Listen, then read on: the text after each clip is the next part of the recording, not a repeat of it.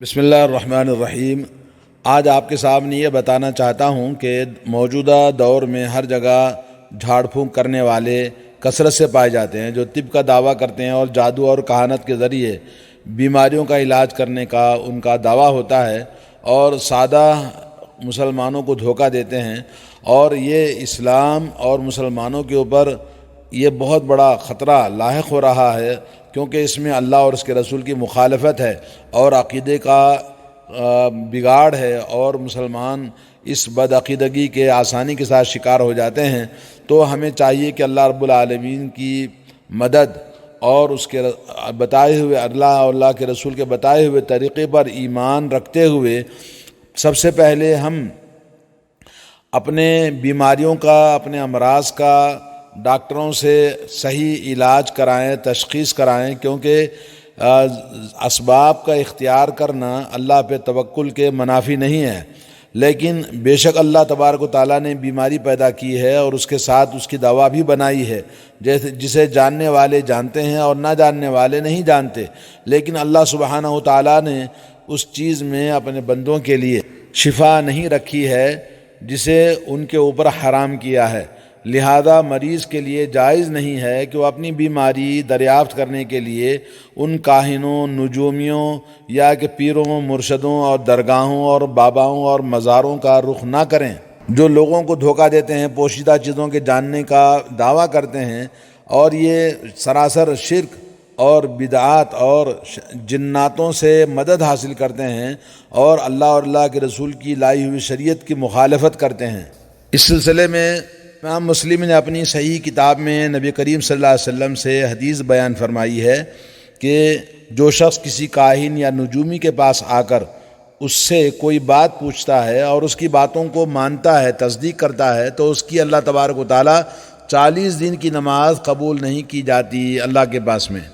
من اتی عرافا فسألہ عن شیء لم تقبل له صلاة 40 لیلہ۔ اور اس حدیث کے راوی ہیں حضرت حفصہ ام المؤمنین رضی اللہ تعالی عنہا، جیسا کہ ابو مسعود الثقفی نے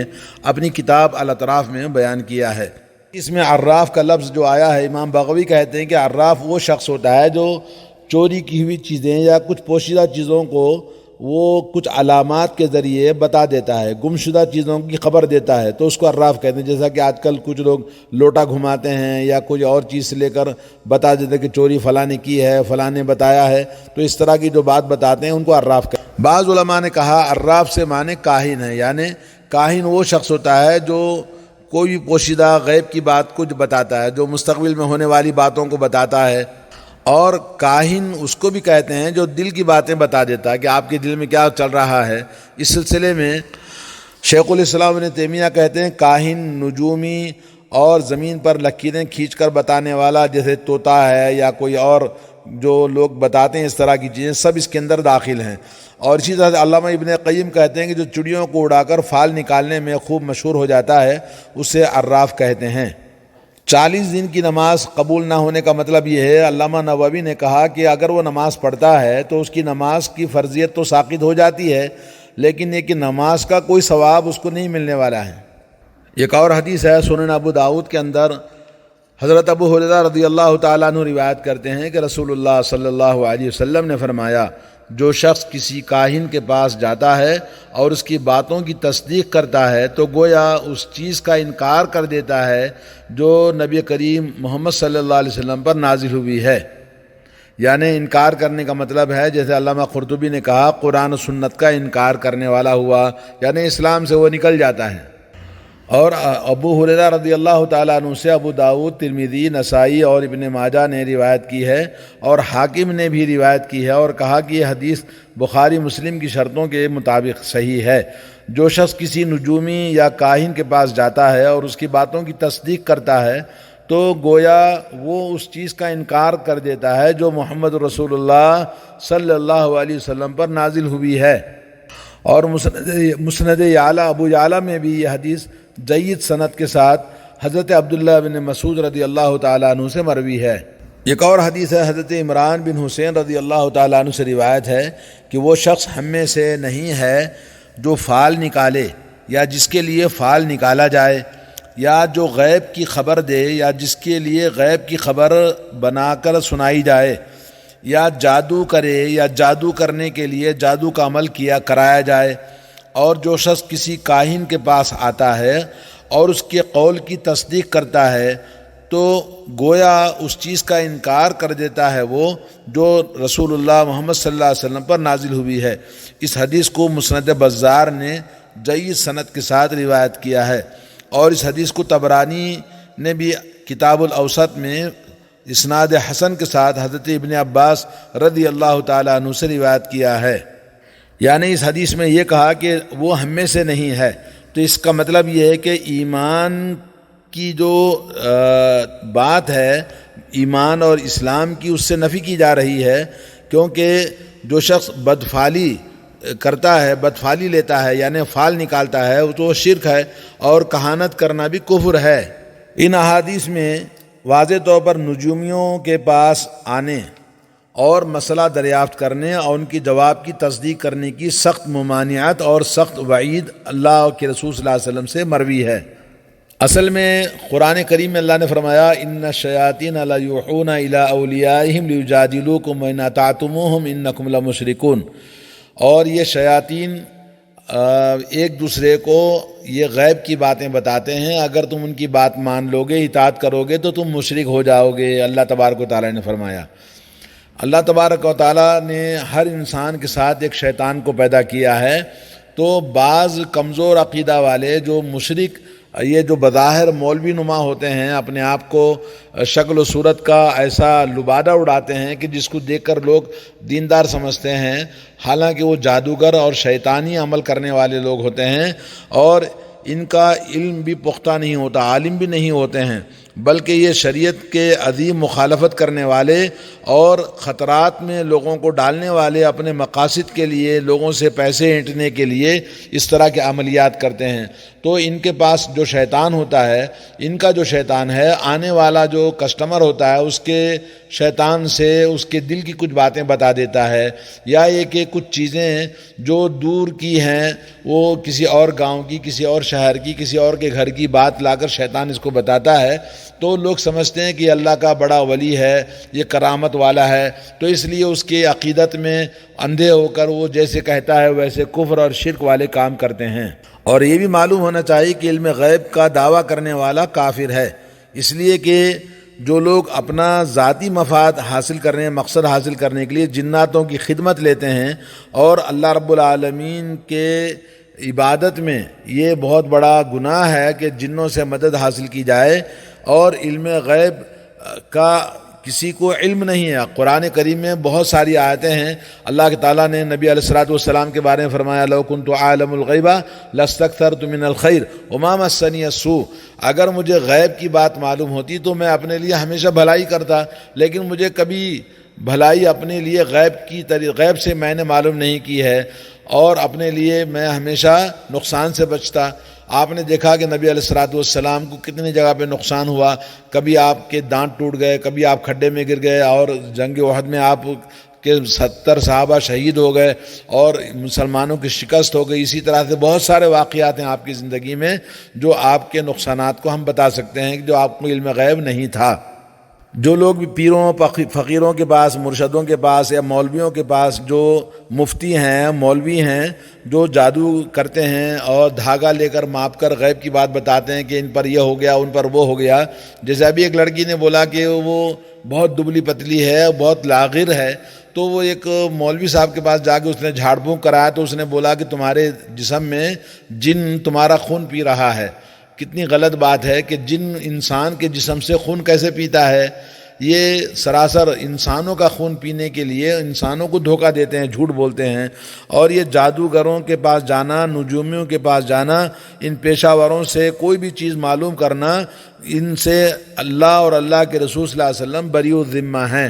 اس لیے مسلمان مرد اور عورت، زیادہ تر اس میں عورتیں ملوث ہوتی ہیں، کیونکہ عورتیں کمزور دل والی اور کمزور عقیدے والی ہوتی ہیں، تو ان کے بتائے ہوئے کسی بھی بات پر یقین نہیں کرنا چاہیے۔ پہلی بات تو جانا ہی نہیں چاہیے، اگر کبھی غلطی سے چلے گئے تو اس کے بتائے ہوئے طریقے پر علاج کی پیروی نہیں کرنا چاہیے، اور جو بھی وہ بتائے گا وہ سراسر دھوکہ اور شیطانی عمل ہے، اور شیطانی چیزوں پر جو آدمی عمل کرتا ہے تو کفر اور شرک کا ارتکاب کرے گا۔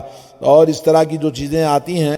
میاں بیوی کے جھگڑے دور کرنے کے لیے، ساس بہو کے جھگڑے دور کرنے کے لیے، گھر کے اندر ساس کا منہ بند کرانے کے لیے، یا اس طرح کی اور چیزیں ہیں۔ ایک جگہ میں نے دیکھا کہ خالی تالے ہی تالے پڑے ہوئے ہیں، تو وہاں کوئی چیز نہیں ہے، خالی ایک درگاہ نما ایک چیز بنی ہوئی ہے، تو وہاں صرف تالے لگے ہوئے ہیں، کچھ پھول کے ہار ہیں، اگربتی جل رہی ہے۔ تو میں بولا کہ اتنے سارے تالے کیوں لگائے ہیں؟ تو بولے وہ عورتیں آتی ہیں یہاں پر تالا لگاتی ہیں تاکہ ساس کا منہ بند کر دیا جائے۔ تو یہ تالا لگانے سے جادو شیطان کی مدد سے اور جادوگروں کی مدد سے، جو اپنے آپ کو مولوی کہتے ہیں، مفتی کہتے ہیں، اپنے آپ کو اس طرح کی چیزیں لوگوں سے کرواتے ہیں، تو یہ صرف اپنا ذاتی مفاد حاصل کرنے کے لیے لوگوں میں دشمنیاں پیدا کرواتے ہیں اور گھروں کو اجاڑ دیتے ہیں۔ اور آپ کو پتہ ہے کہ سب سے بڑا جادو کا جو اثر ہے، جیسے اللہ نے قرآن میں فرمایا وَمَا يُعَلِّمَانِ مِنْ أَحَدٍ حَتَّى يَقُولَا إِنَّمَا نَحْنُ فِتْنَةٌ فَلَا تَكْفُرْ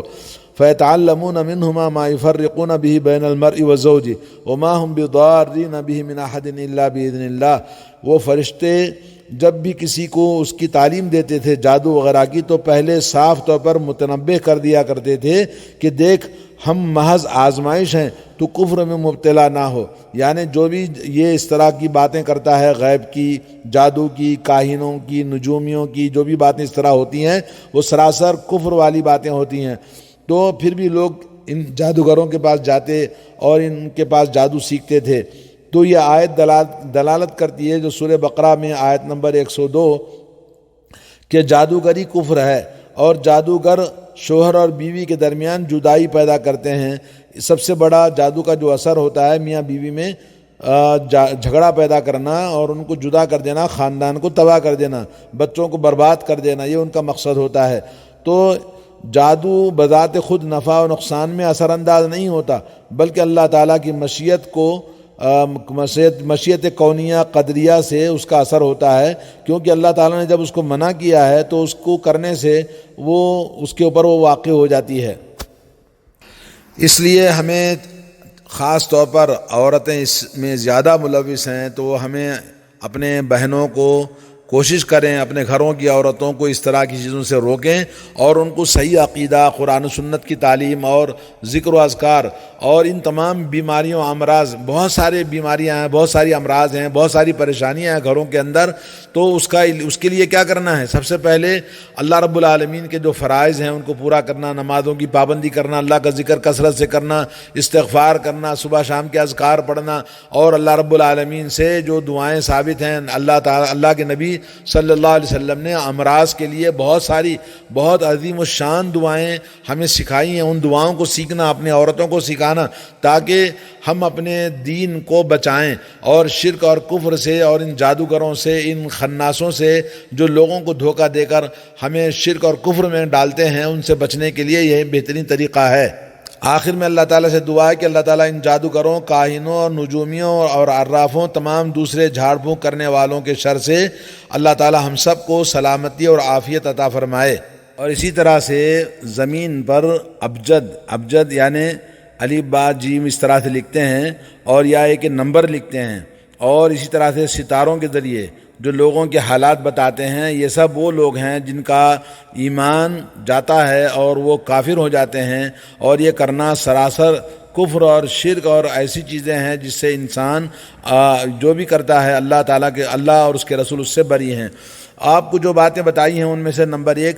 کاہن کی تصدیق، یعنی کاہن، نجومی یا عراف کی تصدیق کرنا اور قرآن پر ایمان دونوں ایک ساتھ جمع نہیں ہو سکتے، اس لیے دوسرا نمبر یہ ہے کہ اس بات کی صراحت کے کاہن کی تصدیق کرنا کفر ہے،